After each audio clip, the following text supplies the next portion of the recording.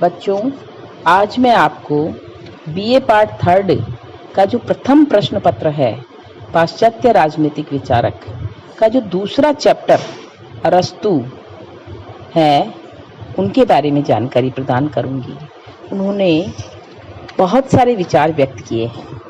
आज हम अरस्तु के नागरिकता संबंधी विचारों के बारे में चर्चा करेंगे।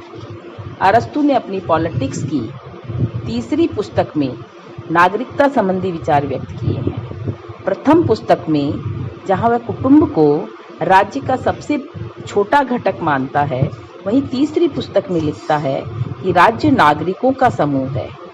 इस तरह नागरिकों को राज्य का घटक मानकर वह नागरिकता के सिद्धांतों की चर्चा करता है। बच्चों, जैसा कि आपको पता है कि अरस्तु को राजनीति का जनक कहा जाता है। अरस्तु प्राचीन यूनान के एक महान विचारक और दार्शनिक थे। अरस्तु ने यूनान की परिस्थितियों को ध्यान में रखते हुए अपने विचार व्यक्त किए थे। राज्य, न्याय, क्रांति, नागरिकता, दासता, संपत्ति आदि विषयों पर अरस्तु ने अपने विचार व्यक्त किए हैं। अरस्तु पहले विचारक थे जिन्होंने नागरिकता पर अपने विचार व्यक्त किए। नागरिक कौन है? इस संबंध में अरस्तु निषेधात्मक दृष्टिकोण से विचार करते हैं और बतलाते हैं कि अगर कोई व्यक्ति किसी राज्य का निवासी है तो उसका नागरिक होना आवश्यक नहीं है, क्योंकि राज्य के अंदर दूसरे राज्य के नागरिक और दास भी रहते हैं। अगर किसी व्यक्ति को दूसरे पर मुकदमा चलाने का अधिकार है तो भी उसे नागरिक नहीं माना जा सकता, क्योंकि मुकदमा चलाने का अधिकार तो संधि और समझौते से भी मिल सकता है। तीसरा, इसी तरह किसी विशेष स्थान पर रहने वाले व्यक्ति को भी नागरिक नहीं कहा जा सकता, और जिनकी नागरिकता छीन ली गई है, जिन्हें देश निकाला मिल चुका है, वह भी नागरिक नहीं है। किसी राज्य के क्षेत्र में जन्म लेने या किसी नागरिक की संतान होने से भी कोई व्यक्ति नागरिक नहीं बन सकता, क्योंकि ये लक्षण पुराने राज्यों के विषय में तो ठीक हो सकते हैं, किंतु राज्य के आरंभिक नागरिकों पर लागू नहीं हो सकते।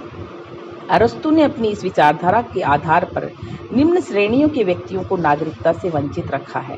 संपत्तिहीन व्यक्तियों को नागरिकता प्राप्त नहीं होनी चाहिए, क्योंकि उनका मानना है कि यह वर्ग गुणों का विकास नहीं कर सकता, इसकी राज्य के कार्य में रुचि भी नहीं होती। इसके अतिरिक्त संपत्ति विहीन वर्ग को राज्य के प्रबंधन का भी कोई अनुभव नहीं होता, वो केवल अपना पेट भरने में ही लगे रहते हैं।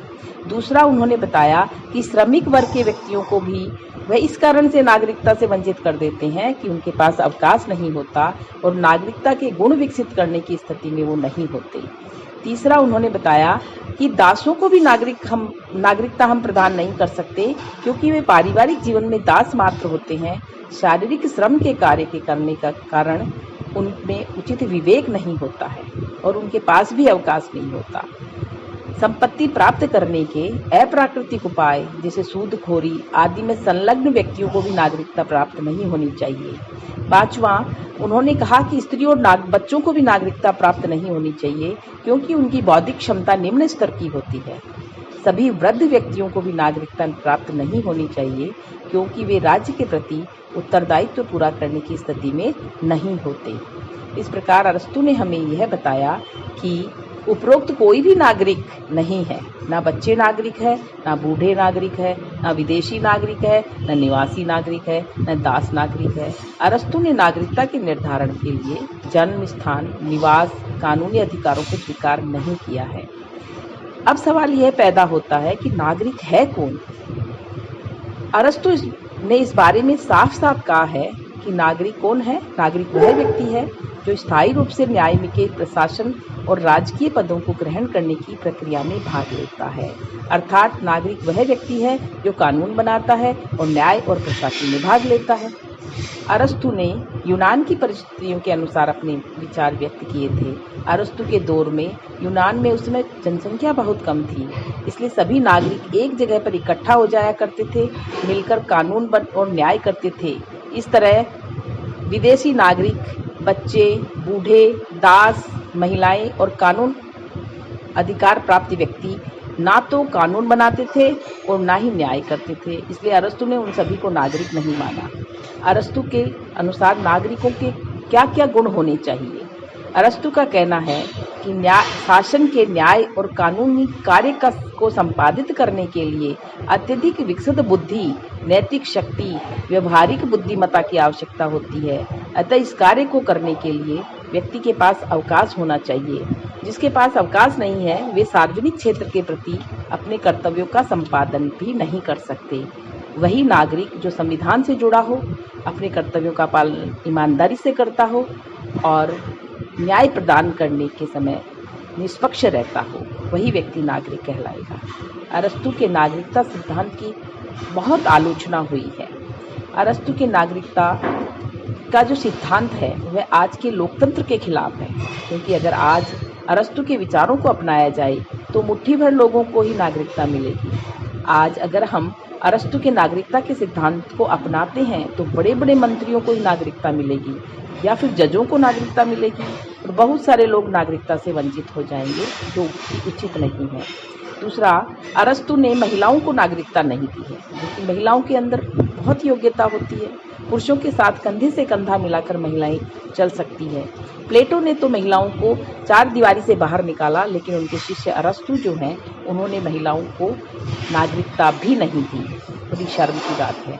बुढ़ों को भी उन्होंने नागरिकता नहीं दी, जबकि बुढ़ों के पास बहुत अनुभव होता है, इसका फायदा भी उठाया जा सकता है। अरस्तु ने दासों को भी नागरिकता नहीं दी, जिससे कि समाज में भेदभाव को बढ़ावा मिलता है। इस प्रकार से अरस्तु के विचार आज के लोकतांत्रिक देशों में लागू नहीं किए जा सकते। दूसरा, अरस्तु के इस नागरिकता संबंधी विचारों में सबसे बड़ा गंभीर दोष यह है कि इनकी यह धारणा अत्यंत सीमित और संकुचित है। अरस्तु धनिक तंत्र के दृष्टिकोण का प्रतिपादन करते हैं। आलोचक कहते हैं कि अरस्तु ने केवल उन्हीं व्यक्तियों को नागरिकता दी है जिनके पास संपत्ति है, अर्थात केवल धनवान व्यक्ति ही कानून निर्माता, न्याय के कार्य में भाग ले सकता है। जबकि वास्तविकता यह है कि धनी व्यक्ति कानून का निर्माण केवल अपने वर्ग के हितों की दृष्टि से ही करेगा और उसका दुष्परिणाम निर्धन वर्ग को भोगना पड़ेगा। आलोचकों का कहना है कि अरस्तु की नागरिकता संबंधी विचारों को यदि अपना लिया जाए तो राज्य में अनेक गुटों और वर्गों का निर्माण हो जाएगा, जिससे समाज की शांति और व्यवस्था जो है वो समाप्त हो जाएगी। आलोचकों का कहना है कि प्रवासी नागरिकों में भी इनका नागरिकता सिद्धांत लागू नहीं होता, अर्थात विदेशों में बसाए गए उपनिवेशों की संपूर्ण जनता को भी इस अधिकार का प्रयोग नहीं कर सकती, क्योंकि कानून निर्मात्री सभा और न्यायालयों की सदस्यता इतनी दूर रहने वाले व्यक्तियों तक विस्तृत नहीं की जा सकती। इस प्रकार हम कह सकते हैं कि अरस्तु की नागरिकता संबंधी धारणा न तो सैद्धांतिक दृष्टि से श्रेष्ठ कही जा सकती है और न ही इसे व्यवहार में अपनाया जा सकता है। धन्यवाद बच्चों।